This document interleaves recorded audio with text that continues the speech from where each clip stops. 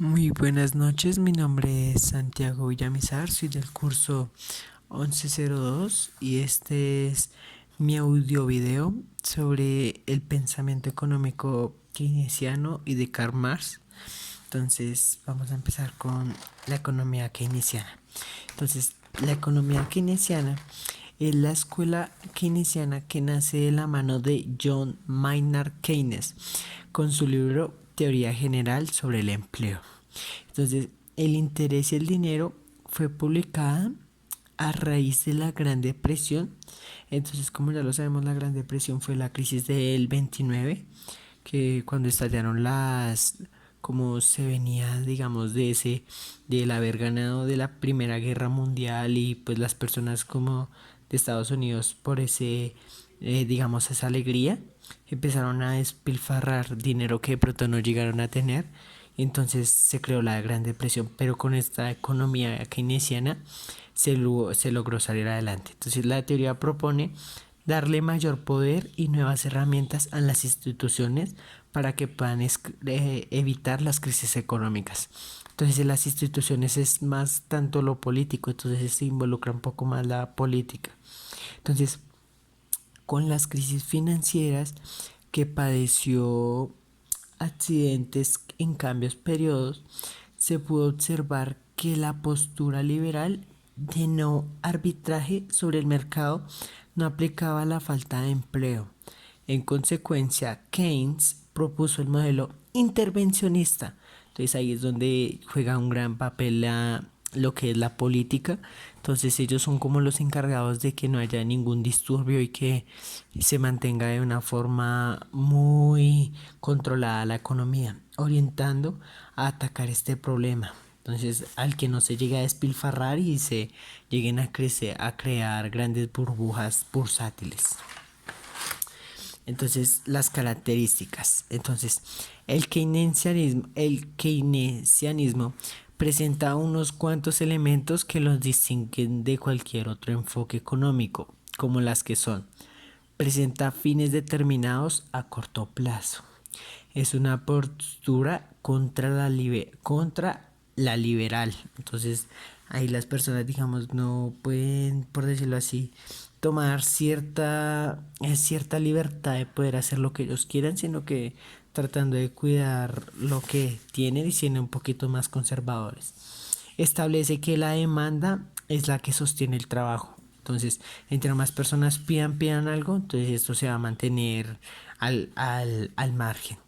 El gobierno es responsable, es como ya lo dije, responsable, es como el tener que rendir cuentas, de generar condiciones en las que se agilice la economía, en donde la economía tenga más aprovechamiento, en donde no sea estable, sino que, como se sabe, pueda subir o en algunos casos pueda llegar también a bajar. Es un declive en donde se pueden llegar a distorsionar estas dos. También dice que el gasto público es esencial para salir de una crisis según sus postulados. Entonces, el gasto público serían como los gastos del día a día de pronto de las personas. Esto yo lo entiendo, como sería así, el cada quien. Y el principal riesgo de una crisis financiera puede ser la falta de empleo, en donde, como ya lo vemos, después de la crisis del 29 se empezó a dar muchos empleos a las personas, pero si este llega a faltar, pues muchas personas también van a llegar a estar desempleados y pues no van a poder tener, digamos, como ese apoyo del gobierno, y cómo se puede llegar a generar otra crisis en esta teoría del keynesianismo. Y pues ya para terminar, entonces la teoría del keynesianismo es una de las ideas principales de Keynes, en las que baja los salarios y hace bajar la demanda, y por lo tanto la economía se estanca. Entonces con esto habría una economía, por decirlo así, estable, donde no sube pero tampoco baja. Entonces, para contrarrestar este efecto, el Estado debe aumentar un gasto público en tiempos de crisis o recesión. Entonces, el gasto público es que las personas compren más o vendan más, ¿sí? Entonces, que se empiece a generar esos ingresos, pero con su precavido, digamos, el no compra ahora y pague después, sino comprando y pagando de una vez. Dicho de otra manera, se debe utilizar la política monetaria o el endeudamiento para generar mayor liquidez y sostener la demanda. La teoría keynesiana se opone a la teoría clásica, que sostiene que los ciclos económicos son regulados por el propio mercado, asumiendo que una baja en los salarios hace bajar la demanda y que esto es al mismo tiempo hace bajar los precios, equilibrando el mercado nuevamente. Entonces esto, digamos, se genera mucha dependencia en lo que si baja la demanda y también bajen los precios. Pero si los precios también lleguen a subir, pues también va a subir la... Entonces, si sube la demanda, también suben los precios. Ahí se encuentra lo que sería oferta y demanda. Y ya, pues, lo que seguiría sería la economía marxista, en donde la economía marxista es la escuela de pensamiento económico inspirada en la obra de Karl Marx. Entonces, la mayoría de los conceptos más importantes y fundamentales de esta escuela fueron desarrollados por Marx en su obra principal, El Capital, entre ellos la fuerza de trabajo, el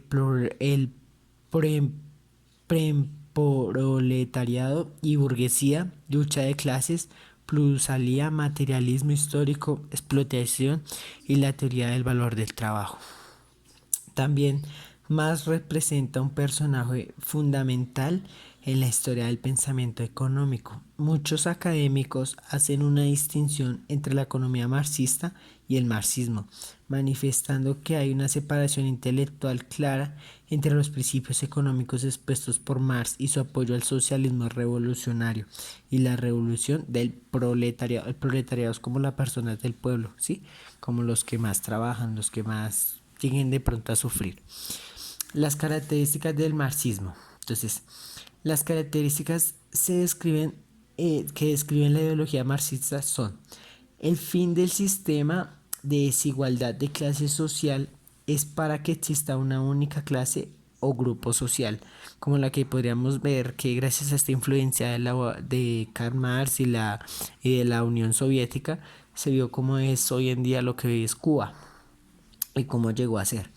La abolición de la propiedad privada en pos de la propiedad pública, en donde digamos no hayan empresas que sean de una sola persona o de ciertas cosas o de, digamos, no empresas o propiedades, sino que sean para todo el público, universidades, todo eso. Entonces no sería propiedad privada, sino para todos.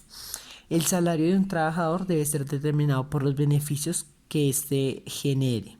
Entonces lo que usted genera es lo que usted se le paga. El valor de una mercancía lo determina la cantidad de trabajo que fue necesaria para su producción. Entonces llega el ejemplo del que entonces si se demoró más, digamos, trabajándolo, desarrollándolo, entonces este puede llegar a tener un valor, por decirlo así, incrementado o con más lucración, o llega a tener un precio de pronto un poquito más inalcanzable. La creación de una clase social administradora, entonces es capaz de satisfacer las necesidades del pueblo, en donde no haya, digamos, esa cierta desigualdad o se vea esa brecha entre ricos y pobres y que el rico vive del pobre y todo esto. Entonces no, se trata de que no hayan clases sociales y que sea un grupo social, digamos, que sea ejemplo de todos. Y ya para terminar, ¿qué es el marxismo? Entonces, la base del marxismo es una crítica del sistema capitalista al que acusa de haber permitido diseñar economías con resultados desastrosos e incluso horrorosos, dictaduras. Las ideas planteadas en el manifiesto comunista abogan por el derrocamiento del sistema de clases sociales y la abolición de la propiedad privada. Lo que más se lucha aquí es que no existan esas clases sociales, entonces donde se rige por el que más dinero tenga o el que más capital llegue a obtener, sino que todas las personas sean iguales y lleguen a, digamos, a tener las mismas oportunidades de esto. Y también, como ya dijimos, la abolición de la propiedad privada, que no exista, que sea para todos, sea público. Y Marx propone que el capitalismo necesita ser reformado, por lo que plantea diversos análisis y principios comunistas que pretenden ser una solución ante el sistema deficiente. Entonces, al ver estas ciertas fallas, él trata de imponer otra forma de ver las cosas, pero como ya lo vimos, esto pasó en Cuba y pues no tuvo, digamos, esas ciertas cosas, ciertos beneficios que él llegó a pensar. Y esto también es denominado como socialismo científico, ya que han existido alrededor del tiempo muchos socialismos. Bueno, esto fue todo por hoy. Mi nombre es Santiago Iramerzar del curso 1102. Muchas gracias.